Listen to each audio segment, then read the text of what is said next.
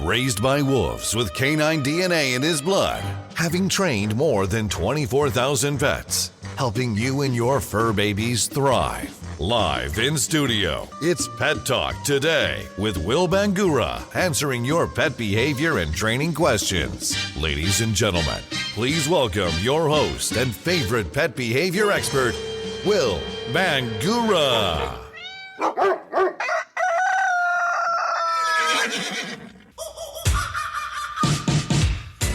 Good Saturday morning. It's October 1st. I'm Will Bangura. And I'm Jordan Marstelli. And you're listening to Pet Talk Today, where we take your calls and answer your dog and cat training and behavior questions each and every Saturday morning from 9 to 10 a.m. That's Pacific and Mountain Time, 12 to 1 p.m. Eastern, and 11 to 12 Central. Do me a favor, click that like button for us, and also hit that share button. Show us some love. Click the like button so more people can benefit from this show.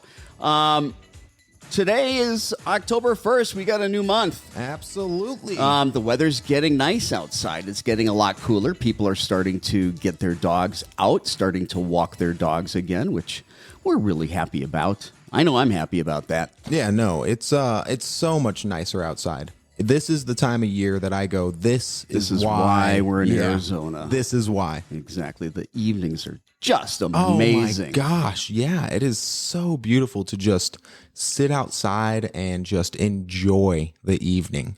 And absolutely. It's beautiful. Now, you know what else October 1st is? What's that? State of the Suns.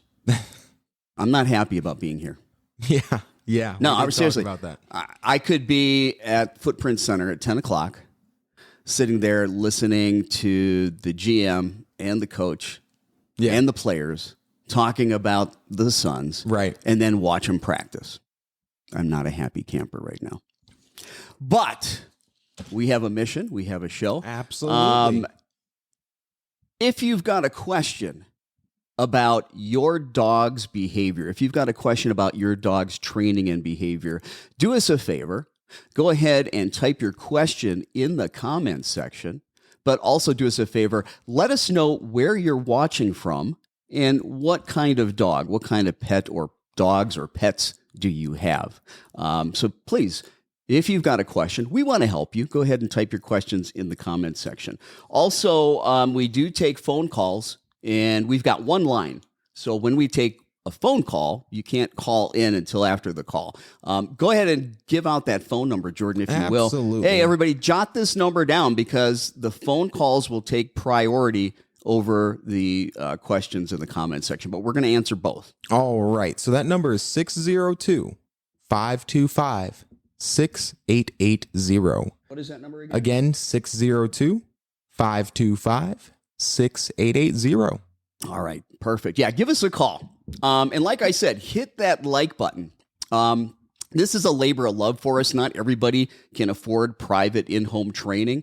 I'm the owner of Phoenix Dog Training. Jordan's the director of training. He's our head trainer.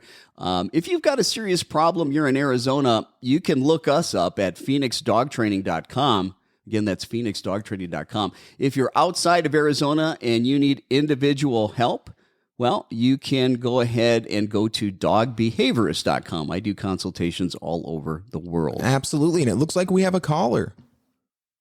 Thanks for calling Pet Talk Today. Where are you calling from? Beautiful Washington State. Washington State. There we go. How's the weather up there this morning? Oh my gosh. Well, we're having a little warmer than normal, but it's just glorious weather. So what's to complain about in the world? Perfect. Hey, you guys said something that there was like on the number 2 episode or something that you really went over potty training. And I've been trying to access that, but I'm having no success. Yeah. So you want to go to season 1, episode 16, and you're going to find that on the regular podcast. That's not on the Facebook page. So go to Google, do a Google search for Pet Talk Today podcast. You can get that on Apple Podcast, Google Podcast, Spotify, you name it, iTunes, everybody carries our podcast. Okay, so I'm gonna Google Pet Talk Today Podcast. season 1. Yeah, you don't even need to do that. Just Season- Pet Talk Today podcast. It'll take you to the podcast, and you can just scroll through it all, and you'll find it. Season 1, episode 16. I got 45 minutes of in-depth information on potty Absolutely. training, and it's designed to be able to potty train the absolute most difficult dog that's out there. I guarantee anybody that is struggling with potty training your dog, go to season 1, episode 16. Follow those guidelines. There's no way that you can't have success. Exactly. And I also just shared a direct link to that Spotify podcast episode in the comment section. Very good. Well, I've got 2 Yorkies, and they're a year Oh, old. there's and no I'm hope not- for Yorkies. There's no potty training Yorkies. Okay. I know, I heard that, but I have a regular mutt dog, and he's so amazing, and I didn't appreciate him until I got these Yeah. 2 little darlings. But Well, the number one rule, potty training, supervise or confine. So go ahead and check out that podcast. All right. They appreciate the call. All right. Okay. If you've got a question for us, give us a call. Go ahead and give that number out again, Jordan. All right. That number is 602-525-6880. That's 602-525-6880. Hit that like button. Hit that share button. I'm Will Bangura. And I'm Jordan Marsteller. And you're watching Pet Talk Today, and we're here to help you deal with all of your dog training and behavior questions. If you've got a question, go ahead and type that in the comment section. And do us a favor, also let us know where you're watching from and what kind of dogs or pets you have. Absolutely. We have lots of questions. Well, let's here go to some in questions. the comment section. Let's see. So we have Yvonne, who's from Vermont, saying that my retriever mix pup ended up becoming a pandemic pup. Which means that he becomes reactive when someone is at the door. It's been a struggle to keep him calm so that we can open the door without him barking or jumping at the door. He is friendly with all aged people and animals except when someone is at the door. Basic commands are not working for us when we need it to work. What else can we do? He's 2.5 years old and nearly 80 pounds. Okay, first of all, let me just say one thing to everybody out there. I am so sick of hearing pandemic puppy. Yeah. As if the pandemic created all these crazy behaviors. Did it exacerbate some behaviors with some dogs? Yes. But the vast majority of dogs that were gotten during the pandemic that have problems have absolutely nothing to do with the pandemic, have absolutely nothing to do with lack of exposure or socialization. But anyway. Yes. Now, the first thing that I look at when I have a dog that is reactive at the door.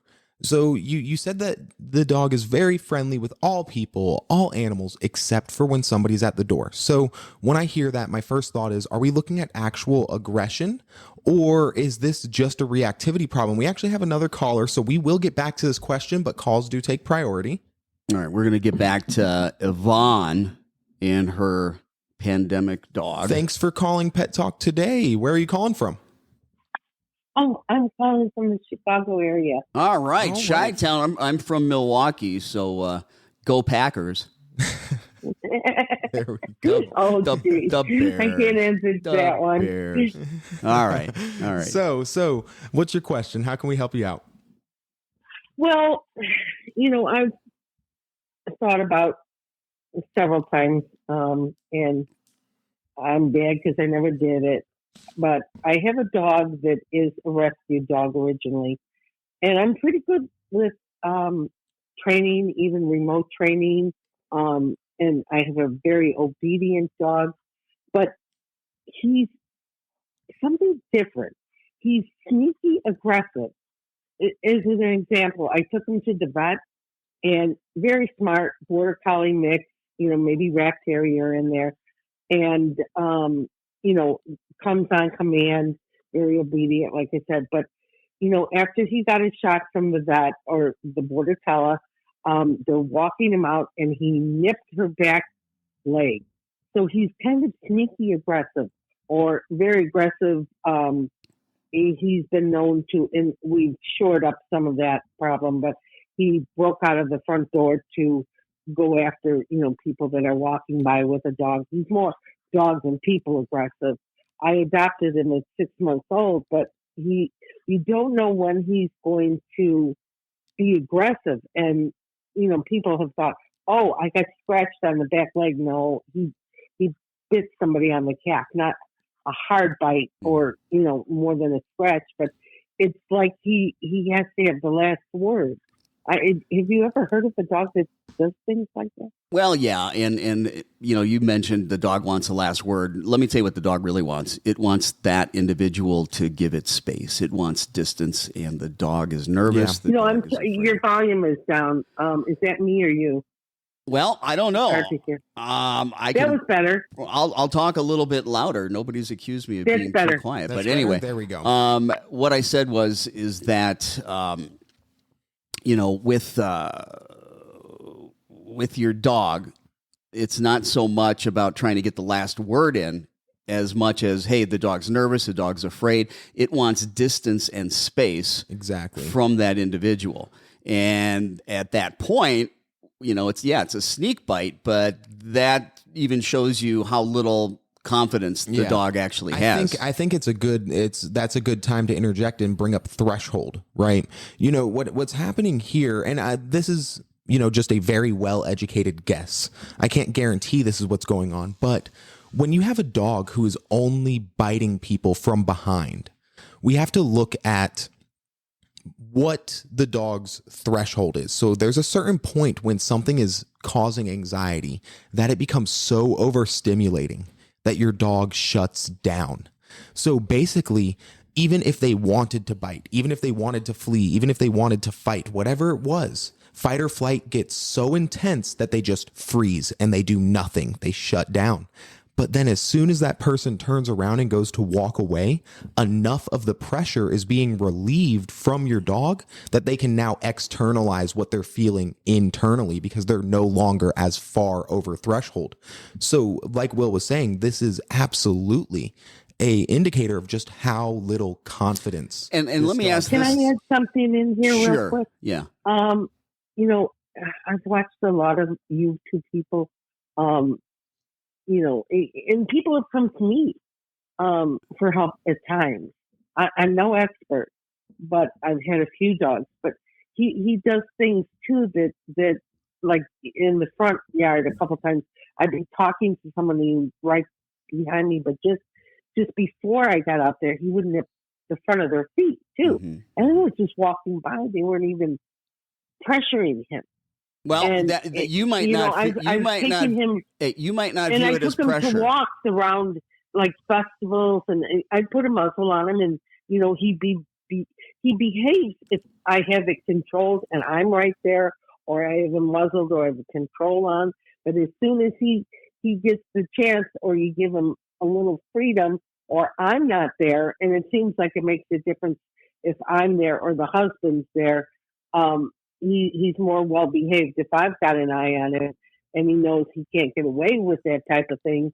But it's someone told me once that he's not bulletproof, but I get afraid that sometime somewhere along the line he's going to bite someone, and I'm going to be what have you done in trouble? What have you done when he's gone after somebody, when he's been aggressive or reactive? What have you done right in that moment? Well, to tell the truth, if I'm right there at the second, he usually doesn't do it around me. All right. I'm talking about when he does it. I want to know what happens when he does it. What do you do?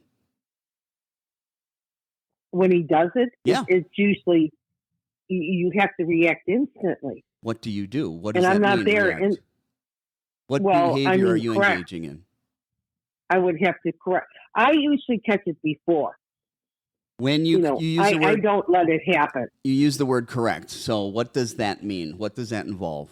Oh, I do have a e-collar controller. Okay, so let me talk about. Has 1 to 100. Yeah, let me talk about the electronic collar, and let me talk about punishment for a second. Okay. And I'm not necessarily completely anti. And it's not the correct. I don't use the correction type. I use the vibration. Sure, use the vibration. But most of the dogs I know view the vibration as a bigger aversive than the low-level electrical Absolutely. stimulation. Yeah. Here's the problem. You are creating the biter because you've been suppressing your dog's behavior. You're not correcting the underlying problem, which is anxiety and fear. Your dog knows that in some cases, if it's going to be aggressive or reactive, especially if it's wearing the e-collar, that it's going to get punished. It's going to get corrected. And so therefore, it suppresses the behavior. But what's the root cause of that behavior, what motivates that behavior is the fact that your dog is afraid of those triggers, whether it be people, other dogs. And when your dog has that fear, your dog has lots of ways to communicate that with canine body language, when you understand that, even growling. Biggest mistake people make, they correct a dog that growls. Growling Absolutely. tells you, hey, back off. I'm not comfortable. Yeah, no, I don't. Well, correct the growling. good, because we get a lot of dogs that will never warn and just bite. But, one of the things that has to happen is you've got to work on counter conditioning, desensitization. See, the only part I have to worry about is when he jets out the front door, and it's hard to believe he's doing it out of fear because he goes and attacks somebody. Well, here's the thing. The thing is this.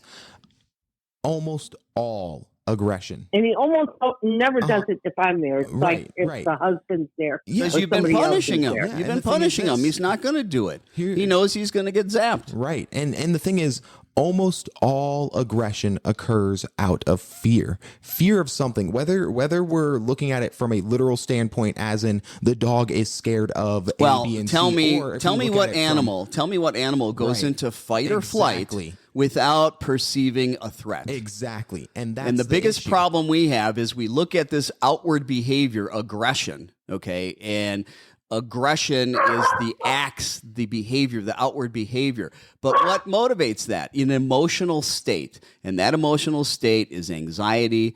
That emotional state is fear. Exactly. Again, no animal goes into fight or flight without perceiving something as threatening. Right. So you've got to do counter conditioning. You've got to do desensitization. Obedience training's not going to fix this problem. Punishment and corrections are not going to fix this problem. It will only suppress the behavior for a little bit. That behavior comes back out. It resurfaces. And normally it's much And worse. it See, can- he's starting right now. Right. Right now, someone's walking. Right, And exactly. now he's triggering the little pup. Right. Hold So on. one of the things that Guys, you need to do, guys, especially hey, when you've got He'll aggression, come right is back and he'll leave. find He was yourself. obedient. Go ahead and find yourself a behavior consultant. Find yourself a certified behavior consultant. Get on the internet, do a Google search, certified behavior consultant. And you need to, there in Chicago, there's a bunch. You need to go ahead and consult with them and get some help. It's not an easy issue to fix. If it were, then that e-collar would work, whether it be vibration or whatever. It would just, completely eliminate the problem. It's not. It's a temporary Band-Aid, and it really doesn't work. Anyway, appreciate the call. Yeah, that was a fantastic call. All right. Do we have other questions in the comments? Absolutely. We have All right. plenty, but we were answering that question Oh, from yes. Yvonne, Yvonne. about barking and jumping. And I was saying that whenever I have a dog that is super, super friendly, and the only exception is when somebody's at the door, the first thing that I have to look at is this anxiety and aggression? Is the dog reacting this way out of anxiety and aggression? And if so, counter conditioning and desensitization is what is necessary here. But a lot of people will misappropriately label aggression for what I just call bad puppy manners. And if you Unruly Exactly. behavior. My dog's Exactly. barking and jumping on somebody. My Right. dog's aggressive. No, it's Right. not. No, it's not. It's just a dog that And the needs best one, better my manners. dog's dominant. Right. Listen, I exactly. got news for you, folks. There's no conspiracy in the canine species world to take over the human species. No. The idea They're not of dominant. dominance theory. It's all about mating. Yeah. It's Absolutely. about mating. It's about sex. Yeah, exactly. And so here's the thing: when you have a dog that has Dominance. these jumping problems, right? Thanks, Caesar. The first thing that you need to do. Dominance. What a joke. The first thing that you need to do It's is been implement. disproved so many times. No, absolutely, absolutely. Dominance theory. Your dog is. Do we not still? I can't trying believe to- we still have to talk about Your dog this. is not trying to walk all over you at all. Your dog is a social opportunist. Plain and Absolutely. simple. You know what? Like 2-year-old kids, they're selfish. They're going to do whatever the hell they want, whatever the hell they can get away with. Why not? And unless you're teaching them otherwise, they're not dominant. They're unruly. They're without Right. rules. Absolutely. Absolutely. And so when we're looking at a dog that doesn't have rules for that front door, the first Yeah. thing that you need to implement is What do what we I need to call do? the 10-minute rule. Okay. Right? And this is where when you come through that front door for 10 minutes straight, your dog does not exist. The only exception is letting your dog outside if you don't have a doggy door. Other than that, you do not say their name. You do not look at them. You do not pet them. You do not interact with them. You do not give them treats. Nothing. Your dog doesn't exist. Period. And everybody coming through that door needs to do the exact same thing. This is going to teach them that those first 10 minutes are not exciting. They're not this big event. They're not this thing that is gonna hype them up. And then by the time they do get that interaction, they're over that initial excitement. They're over the initial excitement of the dog, of people coming through that front door. Then after that, once you've started implementing that, when you're home and strangers are coming in, we have to start giving our dogs a different task. Tell your dog to sit. Make your dog lay down. Send your dog to a place cot. Whatever it is that is a incompatible behavior. You see, your dog cannot be jumping up, greeting, barking at your guests when they come through the front door if they're committed to staying in a sit, if they're committed to staying in a down, or if they're committed to staying on a place cot. So now that you're inside and people are coming in, you make your dog stay in one of these positions and reward them for that. Now we have taken away the value of people coming through the front door by implementing that 10-minute rule, and we have now added value to an alternative incompatible behavior. And as a result, we will cause that behavioral change in our dogs very, very quickly. If you start implementing these 2 easy steps, you will see your dogs and their jumping behavior and the way that they greet people change very quickly. Now, the caveat here is if you have a dog that is actually anxious and aggressive towards people coming through the door, it's a much different process. So that's where understanding your dog's body language comes in and figuring out, is this an unruly behavior or is this an anxiety related behavior? And that's the way that dogs communicate. You know, they don't talk to us. They communicate through their body language. Right. And if you don't understand canine body language and you've got a dog that's got aggression issues, fear issues, anxiety, you're going to really struggle to be able to help them. Understanding in depth canine body language is critical. I can't tell you how many behavior consultants and dog trainers do counter conditioning and desensitization wrong. And you'd wonder, do you even know how to read canine body language? They're shoving food down the dog's mouth when it's exposed to a trigger, and the dog is showing stress signals. That indicates the dog is over threshold internally, emotionally. Now, will you make progress? Yeah, you might, but it's going to be a whole lot slower, and you're risking a lot of confusion with that. I'm Will Bangura. And I'm Jordan Marsteller. And you're watching Pet Talk Today here on Facebook Live. Do us a favor, hit that like button so more people can benefit from this show. Show us some love. Hit that like button. Also, hit that share button so more people can see and benefit from this information. If you've got a question about your dog's training, if you've got a question about your dog's behavior, do us a favor. Go ahead and type your question in the comments section, and also let us know where you're watching from and also what kind of pets that you have. And we'll answer your questions if you'll put it in the comment section. Also, you can give us a call. Calls take priority. The number to call, Jordan, what's our phone number? 602-525-6880. That's 602-525-6880. Do we have any questions Absolutely. lined up in the queue? We have plenty All of right, questions. let's start going through them and try to. I know it's tough, folks.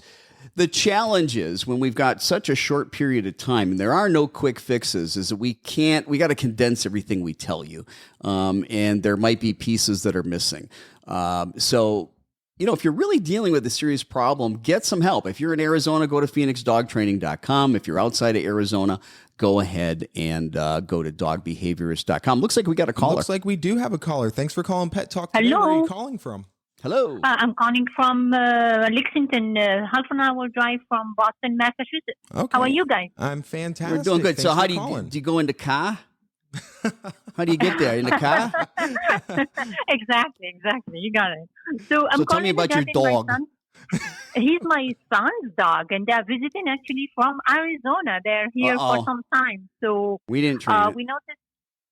You can train it. Exactly. I was thinking like you guys are at the right place. So I'm calling because he seems to be barking a lot, and there is a pattern. He doesn't bark 24/7. It's just when he's always with my son. His parents and love him very much. But when we walk towards his room, or he just starts barking like he's protecting the room or something. And sometimes he never bites, but sometimes he seemed a little bit aggressive to the point that he could bite, but it never happened. So it was one. He's a Cocker Spaniel. I don't know much about dogs. You know Yep. about this breed? Cocker Yeah, Spaniels there's something that we like to call Cocker Rage. Cocker Rage. Exactly. Cocker Rage. It's actually very, very common. Now, so what I'm hearing here is And that we a have- lot of them have seizures. Yeah. And so how old is he? How old is the dog? He's 1.5. 1.5. Okay. Mhm. And how long has this behavior been occurring? I think he's been visiting for just a little over 2 weeks now, but I think it's much longer because my son was saying it's the same thing. Like, for example, he'll be in his apartment and Yeah. somebody will be walking in the hallway and the barking starts immediately. Yeah. So what we have here is a very, very easy to identify case of resource guarding an area. So your dog, Which again, let me just say, is the root of that is anxiety Absolutely. and fear of Absolutely.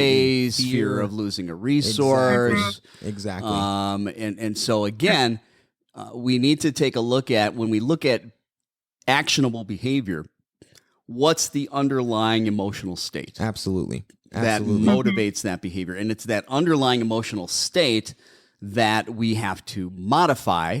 And when we do that, we'll have permanence of change with the actionable behavior. Exactly. But if we're just correcting behavior, and correction is just a politically correct word for punishment, something Right. that uses fear, pain, or intimidation to a lesser or greater degree.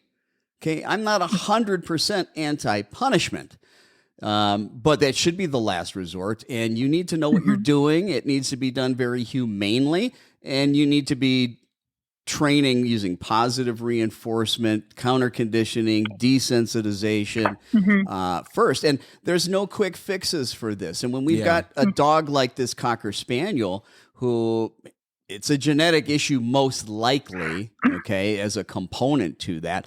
But what I would recommend first and foremost is he needs to consult with the veterinary behaviorist. Okay. Okay. Because this could be Cocker Rage. We're not veterinarians, and there may be underlying medical condition, Yeah. not necessarily the total cause, but a contributing factor.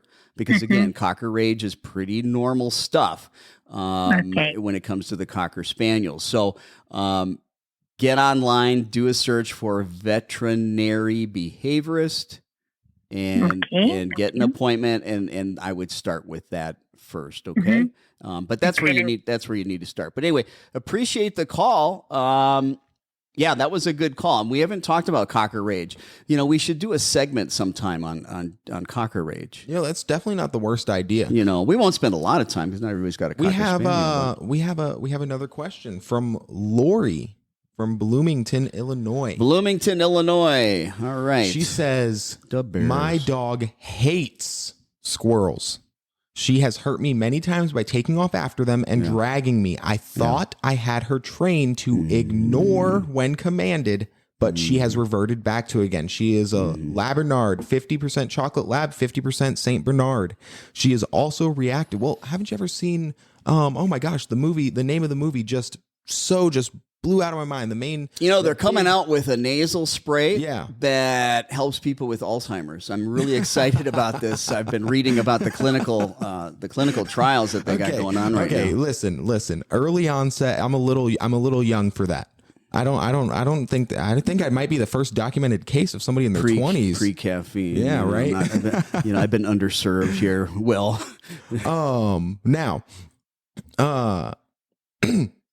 so she is reverted back. She is 50% chocolate lab, 50% Saint Bernard. She is also reactive to other dogs if they bark at her, only on leash. At the dog park, when she's off leash, she doesn't respond like that. I'm really exhausted trying to train her. I've had her since 8 weeks old, and she is now 5. Well, here's the first thing. It sounds to me like there's 2 potential sources here of what's causing what's going on. The first thing we may be looking at, and I know that we say this a lot, an underlying anxiety problem, because behavior problems are rooted in anxiety. Exactly. She is reactive to other dogs, and she, in your words, hates squirrels.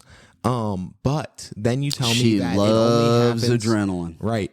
Then you tell me that it only happens when she's on leash, because if she's off leash and she's at the dog park, she plays just fine with other dogs. So maybe it's not necessarily an anxiety problem towards other dogs or frustration. Could be a lot of frustration being at the end of that leash, not being able to, move around and have access to what it wants. I think this is a leash reactivity problem and a barrier frustration or confinement frustration problem. Just, being restrained. Exactly. There we go. That's the word I'm looking for. Restrainment. Which when a dog is restrained and there's a squirrel, the drive just builds. They've got all kinds of prey drive. Absolutely. Okay? Especially it's a lab. And listen, the squirrel is not the reward. The chase is the reward, because they rarely ever get the squirrel. And here's the thing. If you know anything about behavior modification, if you know anything about operant conditioning, with that poor rate of reinforcement, that behavior should extinguish. Therefore, we know that the squirrel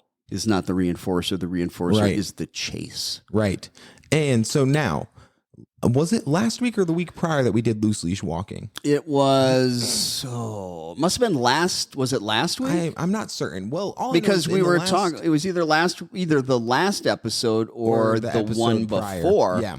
We just did a full episode on loose leash walking and leash reactivity. Exactly. And so I highly recommend, Lori, that you go back to our videos, and find the one titled loose leash walking, leash reactivity, something along those lines. There's going to be leash reactivity in the title. You can either go on this page, the Facebook page, and kind of scroll down in the videos. The only thing is, I think it talks about loose leash walking, but you can also go to the Pet Talk Today podcast. Exactly. And those of you that do subscribe, or if you go to the Pet Talk Today podcast, do us a favor, give us a 5-star review. That helps with the rankings and more people get to see it. I'm Will Bangura. And I'm Jordan Marsteller. And you've been watching Pet Talk Today here on Facebook Live. We're here to answer your questions, take your calls, help you with your dog's training and behavior issues. If you've got a problem with your dog, go ahead and type your question in the comment section. Let us know where you're watching from, what kind of dog you have. Do us a favor, smash that like button. Also, share this to your page so more people can benefit. Let's take another question. Yeah, absolutely. Let's see. Melissa from Iowa has an Armenian Gamper who is 3 years old. He's a livestock guardian breed. He's 170 pounds, most beautiful walker ever. When in the yard, he's a guard dog barker. Mm-hmm. It is his breed and instincts to bark at the perimeter to ward off predators. Mm-hmm. I am okay with that, but now we are in the phase of, that's the neighbor, so hush it. Interesting. We are working on the go and look. If there is no wild animal, we say no bark, come. Then if he does, he gets his praise and special treat. Yes, it is starting to work now. Now comes the oh my goodness, this is a lot. Now comes the let's go on a walk, and now another dog is walking, and then here comes the wild, here we go, now we're getting to it. So when this dog sees another dog, the wild rabid dog comes out. We know he can learn fast, as this is the first lesson taught, but people get scared and we are focusing on him to sit and just hush and quit and help. Here's the thing. This is another case of leash reactivity. It's another case, though, the dog over threshold. Yeah. And you want the dog to sit and be calm, and you're way too close to the trigger, for that to happen. I'm sure you're struggling with your dog if you're doing that. And talk about threshold, talk about distance and space and counter conditioning. Just go briefly through that process. And I want everybody to listen, because what Jordan's going to talk about, this process of counter conditioning and desensitization, this is used for any kind of anxiety, any kind of fear, any kind of phobia, any kind of aggression. Exactly. Now, here's the thing. The first thing that you have to ask yourself is, what is the desired behavior? And the desired behavior here is that my dog is calm, not barking, not reacting, not growling, not lunging, not pulling, not anything, just aloof, not a care in the world. An emotional state that is aloof, not a care in the world. Exactly. So all of that, what I'm describing is an emotional state, aloof, not a care in the world. Not aloofa. Now, that's right. And so when we now know that that's the desired behavior, the desired state that we want our dog to be in, we have to create that environment for our dog so that we can reinforce that emotional state. So if at any point during your training, your dog is not aloof, your dog has anything more than a care in the world, you are too close, too intense, too quickly. So what that means is, if your problem is strangers, if your problem is strange dogs, if your problem is squirrels, if your problem is cats, if your problem is cars, if your problem is children on skateboards that are wearing helmets but not elbow pads. I know that seems interesting, but dogs are very context specific. If your dog protects, guards, and will fight to the death over a piece of fuzz. Exactly. Over a piece of fuzz. A piece of fuzz. It goes like this. It happens. You need to make sure that you have turned down the intensity of the trigger, whether that is creating more distance. And when I say more distance, I've had a dog that I've had to go more than 150 feet. I measured it away from the dog before they stopped reacting. You know, it could be that the trigger is so far away, it's just this little tiny thing. You know how when you're up in an airplane and you look down, everybody looks like an ant? It could be that small and your dog could be reactive. Hey, every dog's different. Every dog has what I call a circumference of comfort. Exactly. Okay. And at some point, that trigger gets close enough to them, and emotionally, they start getting uncomfortable. And remember, we need them at a distance where they don't have a care in the world. Exactly. And if you don't understand canine body language, if you are not an expert, if you are not fluent in canine body language, you will not know what your dog's emotional state is. You will be fooled. You'll think your dog is relaxed. Just because your dog is not showing actionable behavior does not mean that your dog's underlying emotional state's okay. And that's what needs to change. Exactly. The behavior will change when the emotional state changes. Exactly. So now that we've gotten our dog whatever distance away from the trigger, whether that's 20 feet, whether that's 50, whether that's 100 feet, whether that's 150 feet, does not matter what the distance is, as long as your dog's emotional state is aloof. That is where we start. Trigger turns on by coming into sight. If it's an auditory trigger, by playing that noise, or the noise starts. If it's, whatever the trigger is, we get it to start. We have the dog be aware of its presence. Awareness is not the same as your dog reacting. If your dog can see it, if your dog can hear it, they are aware that it is there. Okay? And as soon as that occurs, you start feeding, and you pair that trigger being turned on with high value food. Then you turn the trigger off, have them step out of sight, have them walk your dog back around a corner, something like that. And you stop feeding as soon as that trigger turns off. Then you bring them back out and feed. Then take them back around the corner and you stop feeding. And that's where you start. This is teaching them that when they see the trigger at a distance that they are not reacting, lots of high value stuff and yummy things are going to go in their mouth. And eventually you get a little bit closer, you get a little bit more intense, and a little bit closer and a little bit more intense. And it just keeps going and going and going and going until you get to that point that your dog is not reacting and we're 10 feet away from the trigger. But this can take months and months of practicing and repetition and making sure, most importantly, that you are keeping your dog under threshold. Does that make sense? Now, And this applies for everything. It doesn't matter what the trigger is. If your dog is displaying anxiety, aggression, reactivity for whatever reason, whether it's because he feels like he has to protect you, or he feels like he's protecting his food, or he feels like he's just scared of that animal's presence or that person's presence, whatever it is, this is the process. You have to start out at such a distance that he is not reacting, that his emotional state is calm. I want you to look through the questions and see if we have something that is very different, okay? Because we've been talking a lot about counter conditioning and desensitization. But folks, let me give you a task. Let me give you a little bit of homework. Jot this down. Listen, Halloween is right around the corner. Trick or treat. Dogs are very reactive. The doorbell's ringing constantly. The door's knocking constantly. Little ghosts and ghouls and goblins and scary masks right at the dog's eye level are coming towards the house, maybe coming towards them.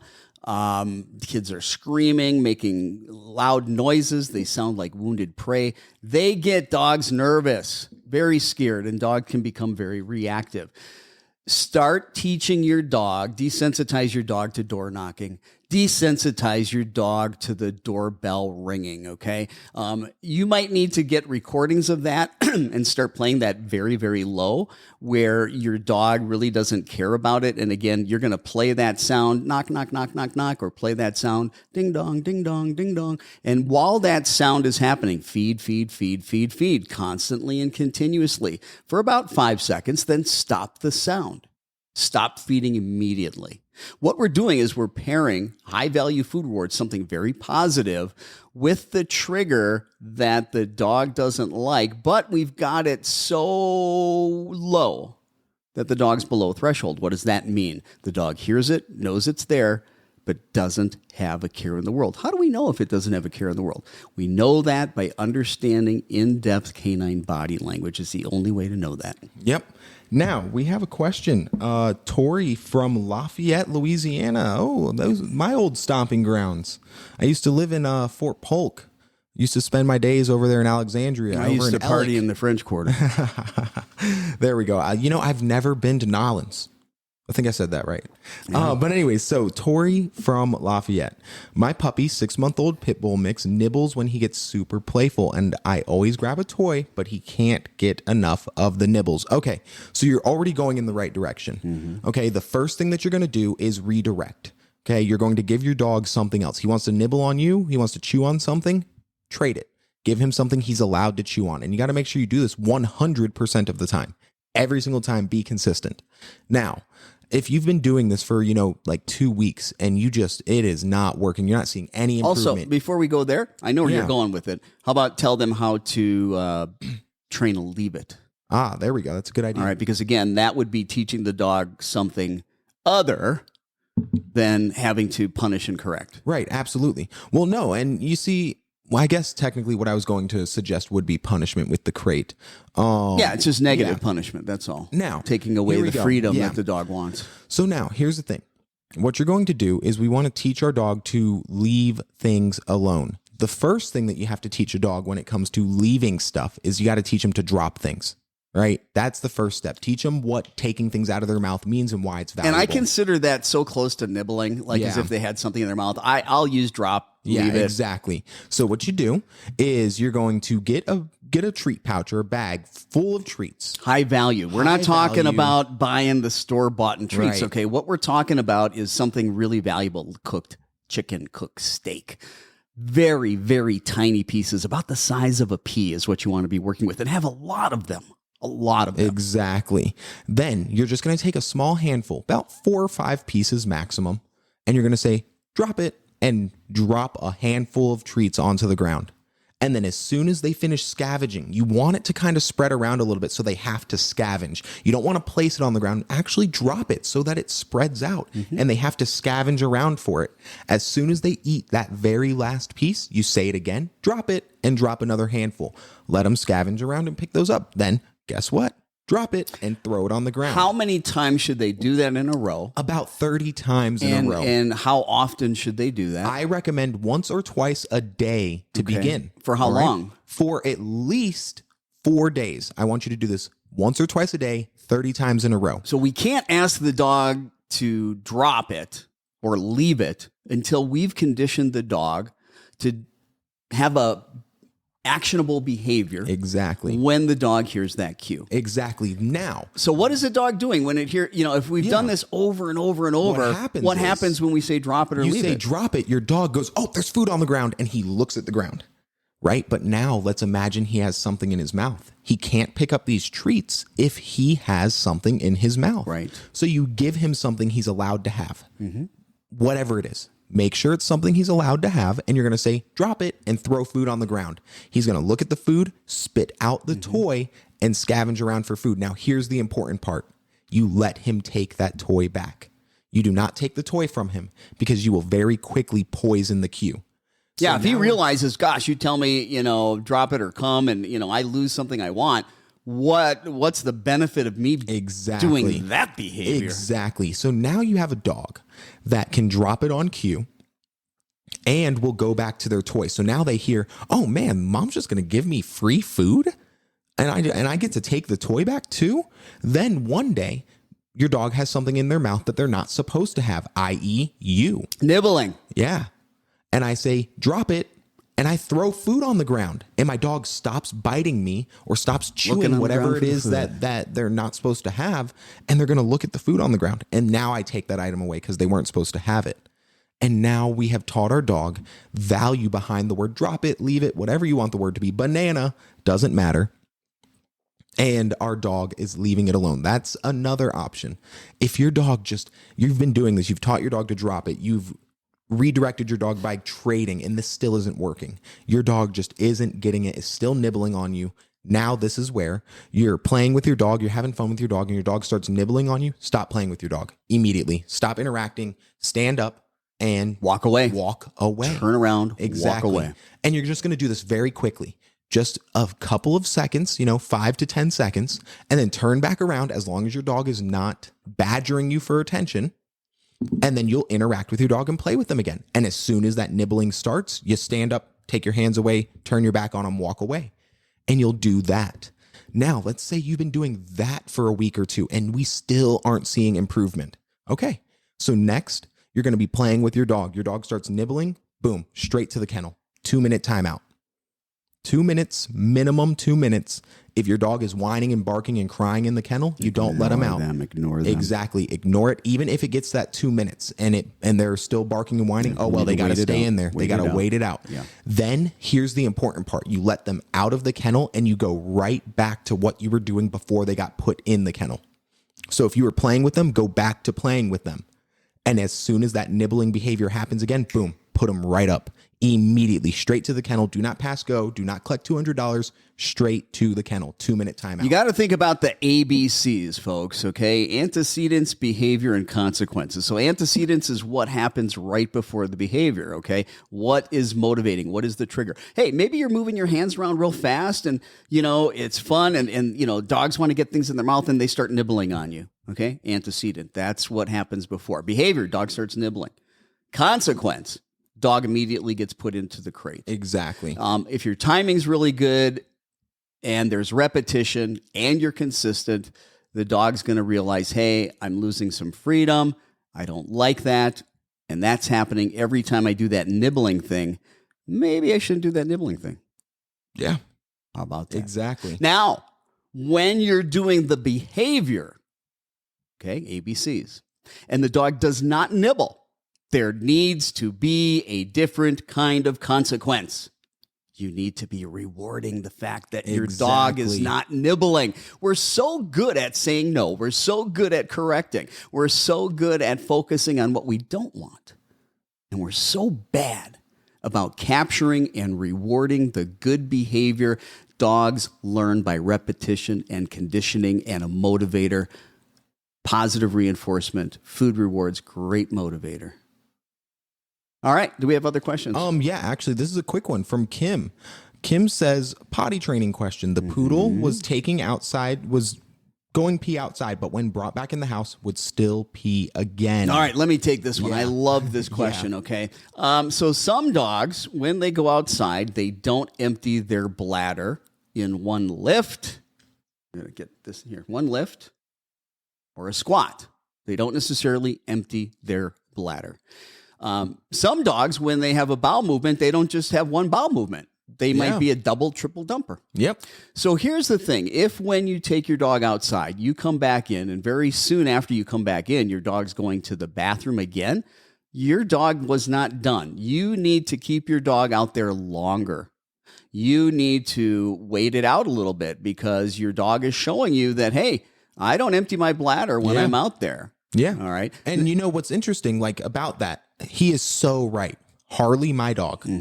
I call her a 2-1-1 and done because she goes outside, and this happens every time without fail. And if I do not let her do one of these things, I will come back to an accident. She will urinate twice, then she will poop, then she will urinate again, and then she's done. Yeah. And it happens every single morning. Every morning. And if she takes her 2 urinations and she's just taking forever to go, actually poop, and maybe I get a little impatient and I take her back inside, I promise you 100% of the time I come home to an accident. It happens every time without fail because that's just how she does it. So you have to pay attention to your dogs. What's the pattern? Exactly. What is that pattern? Okay. And if you're outside and your dog doesn't complete the pattern, so to speak, and you're like, damn it, I know the dog. As soon as I bring it in, it's going to go to the bathroom again. There. Put the dog in the crate for 15 minutes. Get the dog back outside. See if the dog will finish. Dog, you've been out there for 5-10 minutes. The dog's still not finishing. Go back in. Now, if you think the dog's really got to go, put the dog back in the crate. Exactly. 15 minutes and get the dog back. And here's the important part. When you're taking your dog outside, ignore them. Just stand there. They are on leash and you are just standing there. The reason they're on leash is because you don't want to give them the ability to go out and explore and start getting into that scavenging drive, whatever you want to call that. But keep the leash loose, move drive. with them, let them sniff, let them find their spot. And you don't interact with them. Yeah. Don't interact with them at all because it's going to distract them. A lot of people think that reaffirming for your dog to go to the bathroom helps. The only way that helps is if you have a really good preconditioned cue. Yeah.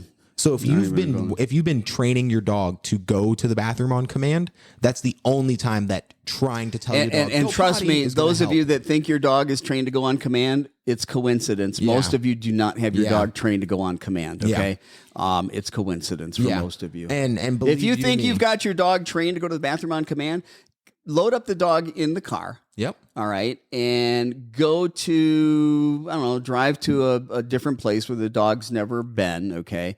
And when the dog comes out, you know that they're going to mark, usually if it's a female or a male, they're not going to empty themselves completely. So even if they get out of the car and they go, then tell them to go to the bathroom again. Exactly. All right. They're going to be so interested in everything else that's going around. Will, interestingly, when I was in the Army, I had a dog named Bob. Yeah. And Bob, for whatever reason, developed this fantastic habit of, instead of deploying a passive response of a sit or a down when he found odor, he would defecate. He got so excited that he would defecate right on top of odor. And then he would respond. And one day my kennel master looked at me and he said, he said, Marsteller, if your dog poops in my training lane one more time, and now these aren't the exact words that he used, but he said, if your dog poops in my training lane one more time, I'm going to smoke the poop out of you. And I would say, Sarge, the dog's so excited about getting a find, he just shits himself. Exactly. Wash out. And so now I was then on a mission. Yeah. I was on a mission to train my dog to defecate on command. Well, that's easy. Nobody believed me that I actually accomplished it until one day I told my kennel master. I was just talking to him. He goes, hey Marsteller, how'd you fix this? And I was like, I trained him to poop on command. He goes, no, you didn't. I was like, yeah, I did. He said, okay, go pull your dog out right now and make him go poop. And I said, like, Bill Clinton. That was its cue. Actually, it was take shit, but so I went out to the kennel. I took Bob out and I was like, take shit. And he did right there, defecated. Yeah. And my kennel master was like, good job. No, it's easy to teach a dog to go to the bathroom on command. Anybody that has competed with a dog in the show ring. Absolutely. Whether it be conformation, whether it be obedience, whether it be protection sports, defecating in the ring, that's not a good thing. Yeah, no. And we know how to teach our dogs I was just going to say, there's a landmine. There's a landmine. Yeah, pooping in the ring might not be very good, but I have a feeling my dog's habit might have been a little bit more concerning. Yeah. Do we have another question? We've got about 6 minutes. Absolutely. left here. Absolutely. So we have a let's see. I did see a question, but of course a new comment came in which scrolled me down. Okay, so this is Robert from Nebraska. They adopted a mixed breed puppy two months ago. She's about 40 pounds now and so good in many ways. The issues we have is chewing up of stuffed toys and beds, not destructive in the house. And she will growl. That sounds a little destructive to me. She will growl a little or bark at certain people. It's not all the time by any means. But today, for example, a woman approached us and Nova barked and growled a little. But once the lady gave her pets and attention, she was fine and her sweet self. We're almost done. Then another family walked towards us and she was completely fine. She will bark when someone comes to the door, but once we show her it's fine, she is fine. So to clarify, Nova was fine once the lady got closer and gave her love. Another family came by us and Nova was totally fine. Well, first things first, like I said earlier in the show, dogs are very context specific. Okay, so there's something about that woman as she was approaching that characteristically was triggering her. Fight or flight is not a decision. We do not decide to be uncomfortable with things. Fight or flight is a subconscious neurochemical reaction to an external stimuli. Okay, so what's happening is your dog sees this trigger, whatever the stimulus is, and then subconsciously their brain starts firing off cortisol, norepinephrine, and other neurochemicals, which then physiological responses. Yeah, exactly. Which then, and cortisol is our stress hormone. And what happens when high levels of cortisol start entering your brain or leaving your brain and going into your bloodstream, your prefrontal cortex turns off and your amygdala turns on, and it takes over all functioning, not all functioning, but it takes over. So your dog is no longer making rationalized decisions. It is no longer able to do future planning. Executive functioning, which occurs in the prefrontal cortex, turns off.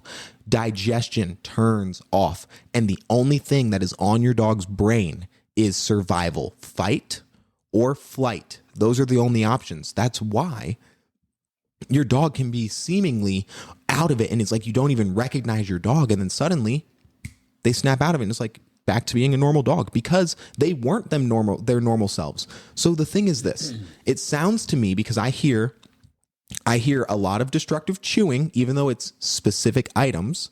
Destructive chewing is normally an anxiety response, and I'm seeing what seems like a generalized anxiety about certain strangers.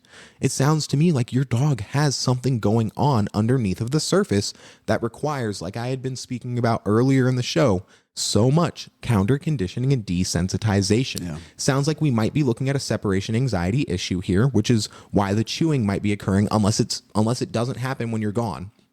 Then that's an entirely different problem.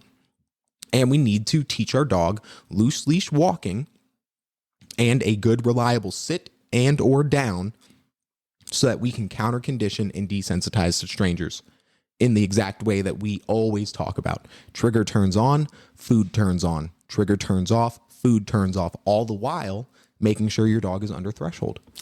And, last week I had talked about a study that I read where shelter dogs that had fears, anxieties, phobias, aggression, they did counter conditioning and desensitization, and they had like an 86% success rate. Now, 72, how do they equate, or where did they get that from? Decreased frequency, decreased intensity, better recovery.